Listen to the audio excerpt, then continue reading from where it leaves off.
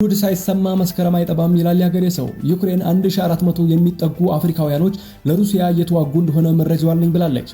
ከወደ ደቡብ አፍሪካ በኩል ደግሞ በተሰማው ዜና 17 ዜጎቼ እንዴት ከቅጥረኛ ቡድኖች ጋር ግንኙነት እንደፈጠሩ እየመረመሩ ነው፣ በፍጥነትም ወደ ሀገራቸው እንዲመለሱ አስቸኳይ ጥሪ ያቀርባለሁ ስትል ምን ነው በእንቁላሉ ጊዜ በቀጣኋችሁ ኖሮ እንዲህ ባልተዋረዱ ያለች ያስመሰለባትን መግለጫ ደቡብ አፍሪካ በፕሬዝዳንቷ ቃል አቀባይ በኩል አሰምታለች።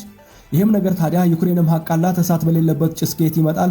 ደቡብ አፍሪካ ካመነችማ እውነትም አፍሪካውያኖች ሆብዬ እመጣለሁ ሆብዬ በድል ጥንትም ያባቴ ነው ዩክሬንን መግደል ብለው ለሩሲያ መወገናቸውን አሳብቆባቸዋል ተብሏል።